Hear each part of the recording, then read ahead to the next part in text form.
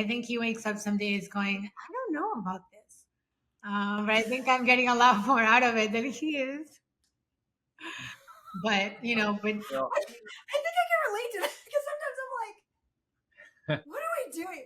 I mean, but honestly, the funny thing is like, but I can't see myself going back to what right. I was doing before.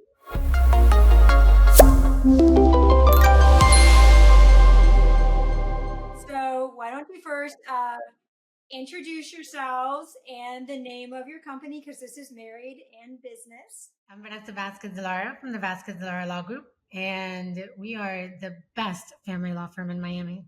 Vanessa is the owner, and I'm the Chief Operating Officer, Julian Vasquez. So thank you so much for taking time to talk with us and meet with us. And we're we're interviewing couples who are in business together. And I know your situation was a little similar as Julian. You were originally had your own separate career, and then you transitioned into joining Vanessa, kind of like I did. I quit my career and I joined Will. What prompted that change, and what was that conversation like? Yes, I worked for a big corporation for about 20 years, and everything was going, well. My career was going well. I was happy doing what I was doing. During COVID, they kind of shook things up a little bit. The dynamics changed with the job. The travel changed a little bit. The team changed a little bit. So that was kind of happening. And at the same time, Vanessa's firm was still doing well. It was growing. So there came a moment in which we decided that it would be better to kind of row, together, be on the same boat, rowing toward the same destination.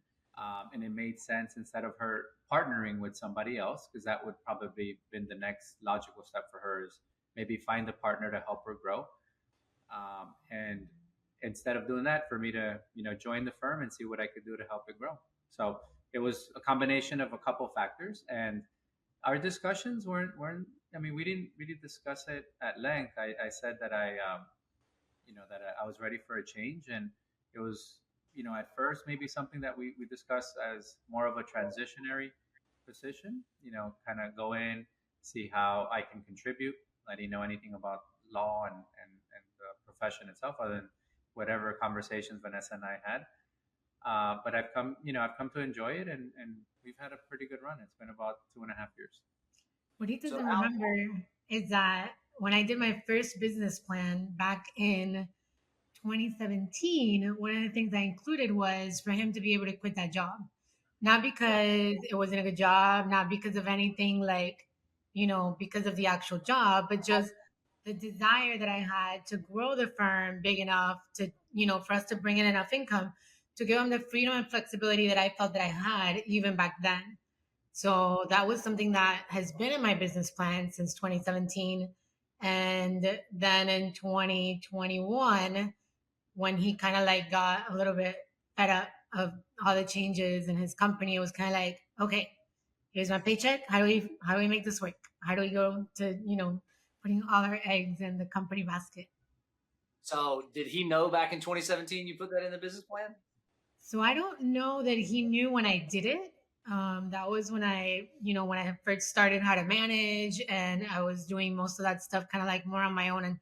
And the firm was so small back then that it wasn't, something that sort of like required multiple executive level people. But it was definitely a recurring theme that shows up in my business plan. The ideas of what we would do, I think, changed. I think back then it was just like a very nebulous thing, sort of like a wow, something that would allow him to do anything. And then sort of slowly move to a little bit more targeted. And what I always thought he would do was go to a startup, to a medical device startup, since that's what his background is in. And he could still do that if you want. So I think we'll see. I think it may be too important at this point. Yeah. Yeah, I'm locked in. I got a different kind of handcuff. Well, I think that the funny thing is it's very similar. There's a lot of parallels to our story as well. Shannon's working for a big corporation, doing medical sales, and I think the only difference is that I had told her years ago. I don't know if it was quite that long ago, but probably not long after we moved up to Orlando, which has now been 7 years ago. Um, and she was just adamantly against it. And it took one of those COVID shakeups and kind of being underappreciated and valued in her role, even though she was a national winner, President's Award winner in her role. And then that kind of finally gave her the motivation to explore it. But then it was still a kind of a long process, right? It was still like, all right, you gotta prove yourself. This is a paycheck. And like, I need to see it. You don't have to do it for 6 months, and then maybe we'll really consider it. Yeah. But I think that's a kind of a recurring theme. And I talked to a few people that I knew that were in my circles that had either, brought their spouses into the firm or where it hadn't worked out. So I kind of took, like a few of the quarterly meetings and kind of sought out some people that I knew were doing it, to kind of like get some feedback. And some people were like, nope, we gave it a shot for 6 months and I had to get them out. And other people were like, it's great, but these are, kind of like the hot tips. So I think that I would have the same feedback now, to other people. Like I think it's the best thing. It's the best decision we've ever made. I think he wakes up some days going, I don't know about this. But I think I'm getting a lot more out of it than he is. But, I think I can relate to that because sometimes I'm like, what are we doing?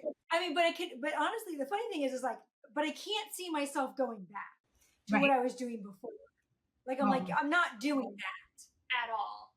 But yeah, sometimes I'm like, man, like, I can't believe we're doing this. Like, this is. Yeah, and I never think about it, but there was a party that I got invited to, just some coworkers. One coworker was moving, an ex-coworker was moving to Italy, and he hosted a bunch of us guys at his house. And I remember being at that party, and one of the guys that I used to work with asked me, "So how's it going?" Just chit-chatting, and he goes, "So would you ever come back?" And I really don't think about it much, but there I had to kind of sit and think about it. No, I don't think I would. I don't think I would come back. It's a different, and not because I didn't enjoy it. I really did enjoy it. It was a great job. I loved what I did. It's more of the kind of the structure changes. You do have more freedoms. You do have more responsibility, of course. This job doesn't turn off like my other job did, right? And the weekends were mine. Now, nights are not mine, mornings are not mine, weekends are not mine. You're kind of always thinking about the business. I can't surf the web without thinking about sales or marketing. So it infiltrates every part of my life, but at the same time, it also rewards it. All of that time spent, whether it's quote unquote on the clock or not, it's to the reward of us. It's to the reward of the firm, and and to those people that depend on the firm for their own families and their own well-being. So it's definitely more rewarding. See it. Like it's a lot more tangible when you work in a multi-bazillion dollar company. Like you just don't see your contributions in the same way as we made this person's life better. This person just got to see their kid and sent us pictures. We just sent a bunch of Father's Day gifts out. Like it's just I think more of a connection. No. Well, you don't have to sell me. I'm already at the job. You don't have to. I'm already here. I'm already here. Well, sometimes you need to be reminded. Well, one of the things I to the point you were making there, I know I've seen in just kind of over the last 2 years that it's even changed the way you've like scrolled Facebook or Instagram or YouTube, because we've had meetings, and I've always thought it interesting to hear you come on, and now you were taking notice of like, hey, I saw this video and I see what they're doing here in terms of the marketing and the structure, and so it definitely changes your whole perspective on everything and how you're taking things in. Yeah. But I want to come back to what Vanessa was saying earlier. I am interested to glean some of those nuggets from the folks who said it didn't work. Like, did they tell you what was the problem or what caused it not to work for them? I mean, I think the one So most couples tend to be most couples that work together that are in my circles tend to be where one is an attorney and one is not. So, it seemed like sometimes the one who's not an attorney didn't fully grasp all the nuances of a law firm, especially when they're being brought into a firm. Like, this is something that has been built, so I can't just tear it down and rebuild it, because that's something that belongs to your partner, and they were doing this before you got here. Probably the only thing that I told Julian that I felt was really important was I need to be the tiebreaker. Whatever you guys have known me for, a super long time. So I think that I'm pretty chill, pretty laid back. I don't, yo lo cojo suave. I take it easy.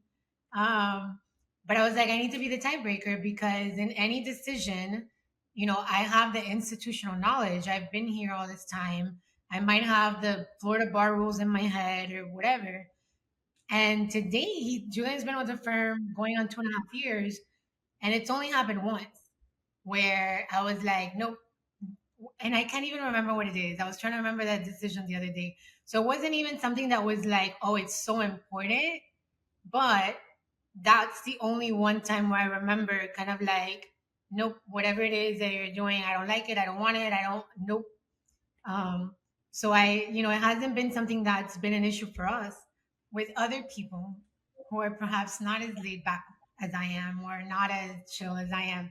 Having that sort of, ability to know that sort of like who owns something and who is the final say on something, that's really important because I control legal, he controls everything that's not legal.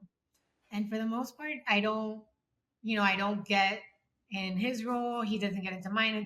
And there's definitely some overlap, but knowing our roles and kind of like keeping our roles kind of going is really helpful because then you know what's expected of you. And then there's not that, oh, but I thought I needed to do X, or I thought no, it's like this is your stuff. And when there is that, that intersection, then we said it early on, so we didn't have to get into a fight about it. And then I had to be like, well, no, I'm pulling rank.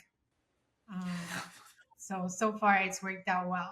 Yeah, I mean that's the first thing we did before I quit my job was I put together like the organizational chart, and we kind of laid it out and said, okay, this is the way it's going to work. This is the structure. Vanessa's at the top, and then everything else is beneath her, right? So we laid it out. You're in charge of this. I'm in charge of that, and for the most part, we pretty much stuck to it. So I think that was key. Is kind of when Vanessa talks about prenups a lot, to people on social media. Similarly, we had a serious discussion about how it would work when there's disagreements, how it would work, tiebreakers, vetoes, who would do what, and for the most part, like Vanessa said, I don't even remember I know having it's any happened issues so far. once, and that's all I remember that it happened, but that's it. I don't even remember what it's about. I don't remember, and I think that Julian did a really smart thing that probably not everybody immediately thinks of to do, which is he didn't do anything like in the sense of any changes or any, didn't sort of like try to fix something when he started.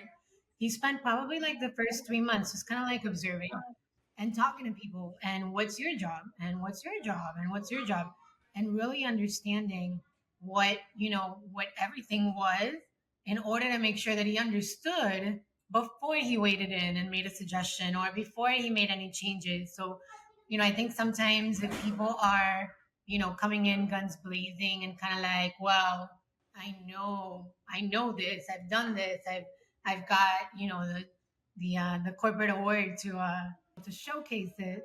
That if you come in too hot and heavy, then you're not getting the team's buy-in.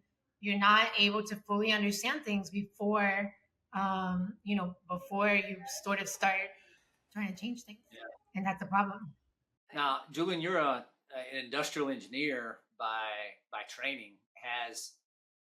Have those skills come in and how have they played into your role as COO? And do you think they've really helped you even in this law firm kind of environment? Yeah, absolutely. Um, I wish we had more engineers, honestly. I said that to Arjan yesterday. I was like, I think that more people, more law firms should hire engineers. He was like, I don't think it's the engineer. I think it's the skills. In my head, I'm like, Julian would say that that's the engineering skill, but yeah, yeah. Yeah, I mean, so yes. I spent the majority of my life, surrounded by engineers, working both on a manufacturing plant.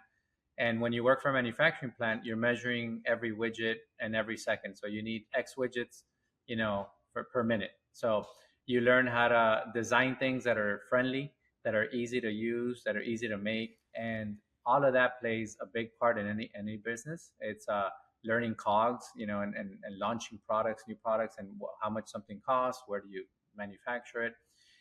So yeah, a lot of those skills are definitely transferable.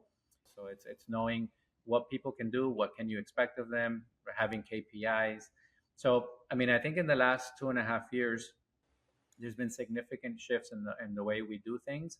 The legal department continues to do a stellar job, and they continue to. We have great attorneys. We've had people, join our firm because they know of our reputation, they know of Vanessa's reputation. So I think that part of it, continues to grow with just the talent pool. But our systems have definitely grown. We have systems for what we call corrective and preventive action, which is something that we inherited, that I brought in from medical devices, which is not hiding any errors, not being afraid of errors, not hiding any mistakes. Because my old company used to say that complaints are a gift, and I didn't understand it until I became an entrepreneur. Really, so when somebody complains, it's an opportunity to learn, even when you think they're completely unreasonable, and sometimes they are. But even in that, rant or whatever you may get that complaint, there's always a little bit of truth. Places where you can ask yourself, man, maybe we should have handled this differently. Maybe we should have touched them more often. Maybe we should have offered this, offered that. So those little things are systems that we've instituted that help us identify problems, put in a corrective action, which is the way by which the means by which we fix the problem, but also preventive actions, the things that we do to make sure they don't reoccur, which is where the magic really happens. I always give the analogy of, like, if Tesla batteries were blowing up, the company would replace that battery for that customer. But if I had a Tesla, that would not be good enough. Tesla needs to recall all the batteries, because even though mine hasn't blown up, I don't want mine to blow up when I have my kids in the back. So it's our responsibility to fix what hasn't happened from even happening, right? And that's what we're really trying to do. And I think that gives us a competitive advantage and separates us from a lot of other firms that maybe are, just firefighting and doing their best, but not looking at systems to prevent future problems from ever happening. Vanessa, how has that been? Like, taking all this engineering perspective and systematizing things, and you were already like pretty decent with systems ahead of before Julian came on board, or at least open to the idea. But for you and the other attorneys, was there any chafing there when those things started to get in place? It's interesting because I think that I don't. I know that we could not have grown the way that we have, but for the things and the initiatives that Julian brought to the firm. I've been reading and hearing about KPIs forever, but we still didn't have KPIs for every position. We still, we're just doing billable hours for the attorneys, and that was about it. So it's allowed us to be much more focused on providing the service as opposed to just the service, because it's not just about going to court, but it's about, did we treat the client in a compassionate way? Did we answer all their calls? Did we bill them appropriately? But for all the systems that he's helped to implement, we would not have been able to make sure that, that the product looks the same every time, right? Every hamburger from McDonald's looks the same. You can't, what's allowed us from, 10 employees 6 years ago to 25 employees today, and not the same 10. Out of those 10, I think there's like 3. So it's really allowed us to build something much greater. The foundation that we are on is so much better than what I was able to do by myself. And that's definitely all because of him. Oh, So, kind of taking back about how, Julian, just like me, we both came from a much larger company, corporation, into now having, our own business per se. And it does shift the mindset of like, it's always there in the back of your mind. It's never, you can't ever really just step away from it. How do you find, or do you even find that balance between like work and marriage? Like, how, are you intent? Like, how do you manage that balance? So we try, being the operative word. We'll be out to dinner and we'll be like, okay, no more work talk. And then like half an hour later, we'll bring something up. We said no more work talk. So it's really something that is it's definitely hard because you don't leave the hat at the office. I think I do a better job of of leaving the office behind, but I think it's because I'm not in production. My office tends to be my networking and my talking to people. So at the end of the day, like I might just be talking about the people that I talked to today and the fun things. So it's not as like deep in about the work, but he's doing all the work while I'm out networking. He's doing all the work. So he's constantly bringing it back to, did you see this video? Did you see that thing? Or, do you think you could do some PNCs tomorrow? So, so it's definitely a work in progress, but I try, to, if we're going to be working, then let's do it at a fun place. We're going away next week to have our one of our retreats where we are working on the business instead of in the business. We're doing it from a beautiful place. So that also helps to kind of like refocus us a little bit on not just the nitty gritty of the work, but sort of like what we're getting out of the business and how we're enjoying it. But I think we're both right now just in the middle of that passionate season about the work that we're doing. So yeah, it's hard. It's definitely hard. Yeah, no, we struggle with that too. Because like even for our 20th wedding anniversary last year, like we went on a cruise, but we still like we carved out It was time like to, half a day in right, the middle of the cruise. right. It's like, okay, this part of the day we're gonna work and we even saw clients, like, and we're gonna work on the business, and then and then at night we're gonna carve out, we're gonna do some show, or we're gonna have dinner, or like we're gonna do fun things, and like kind of find that balance. But like, what do you talk about? Because I mean, these Right. are the Right. these Exactly. are the things. And I mean, and we're in a different season because you guys have like small kids. Our kids are basically like at 16 and 18, like we water them, we feed them. That's about it. Like, so it's kind of like we're not in the drive them to karate class and drive them to this and drive them to that. Now they're both licensed drivers. Be careful when you're driving in the Miami roads.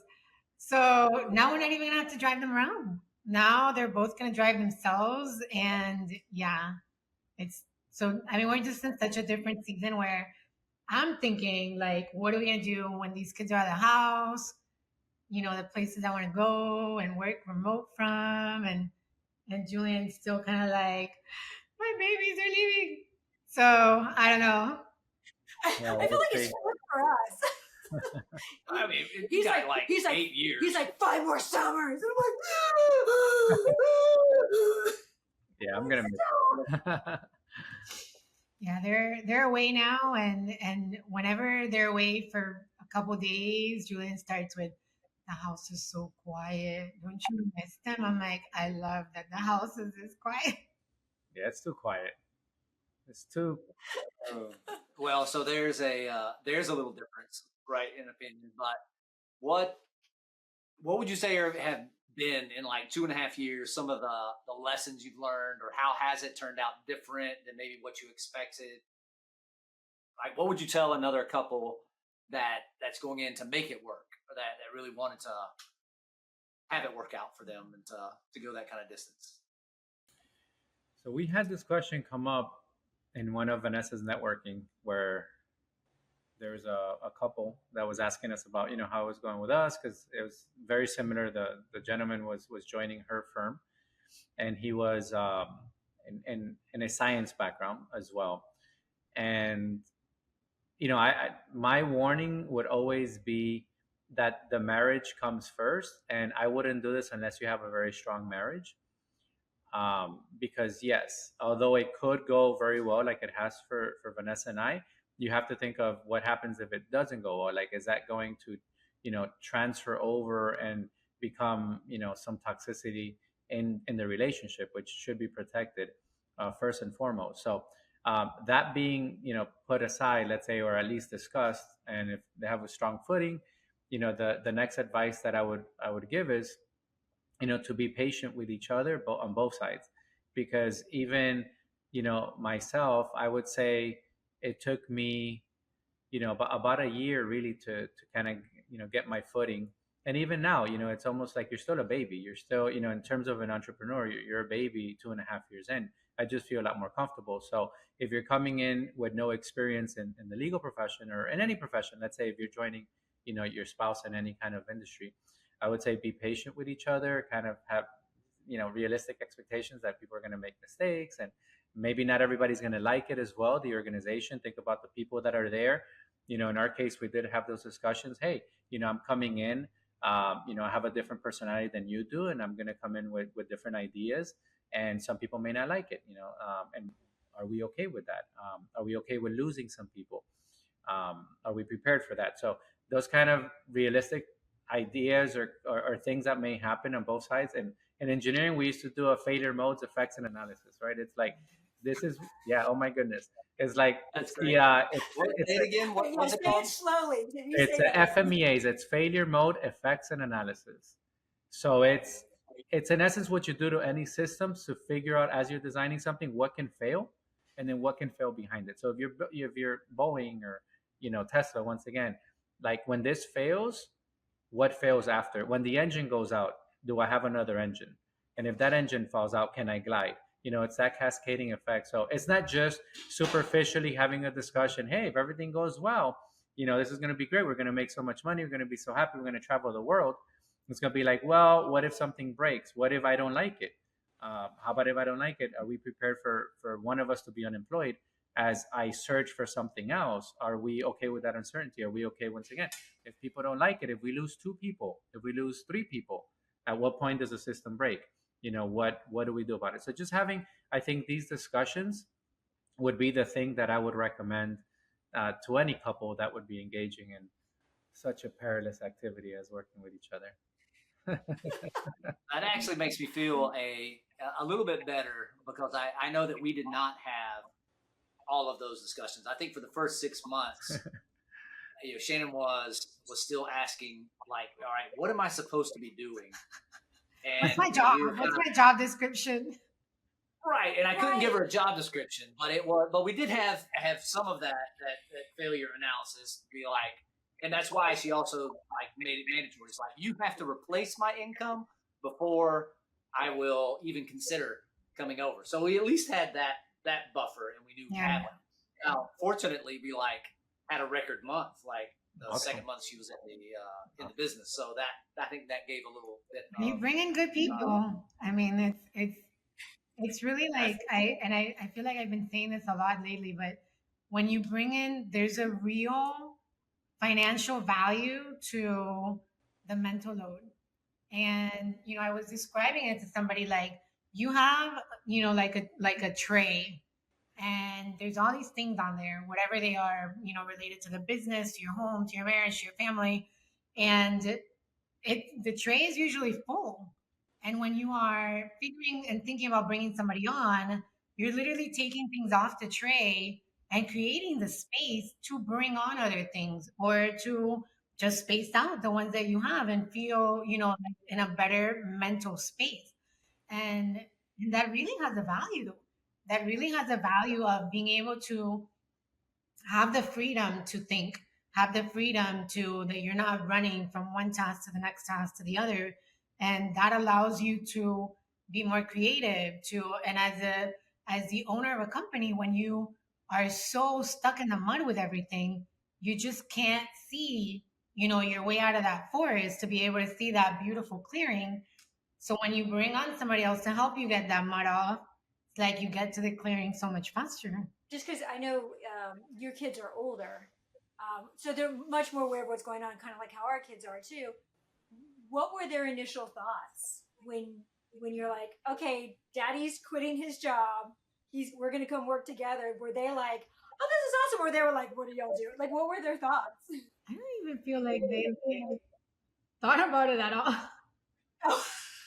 Yeah, I think it was pretty seamless. Other than my kids kept reminding me, "You're working for mom now, huh?"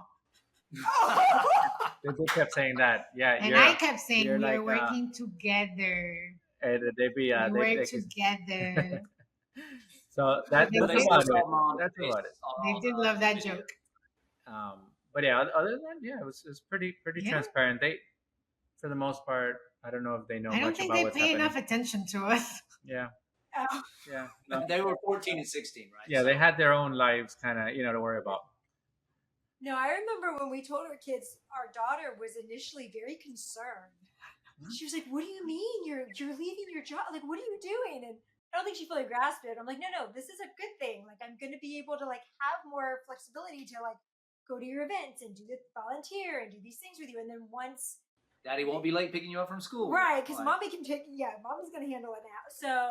So I think now, because it was officially 2 years yesterday since I joined. Wow. So now, I know. I'm alive.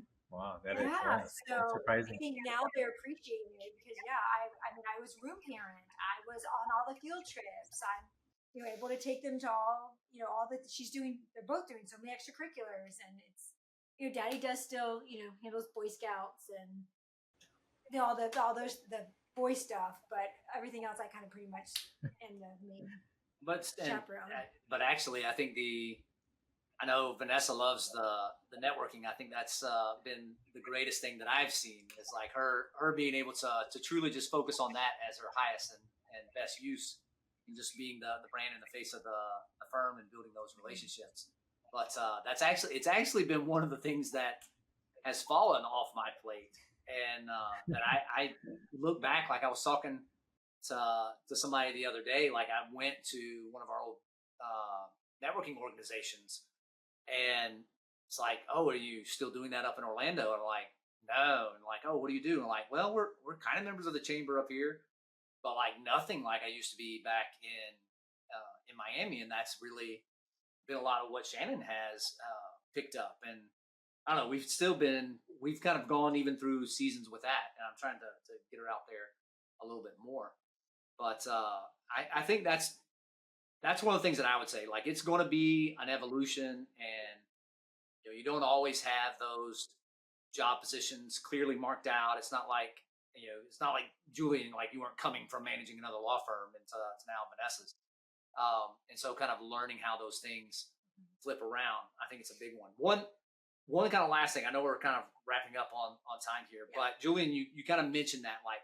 You're coming into this environment. There's already a lot of things kind of established and kind of a culture there.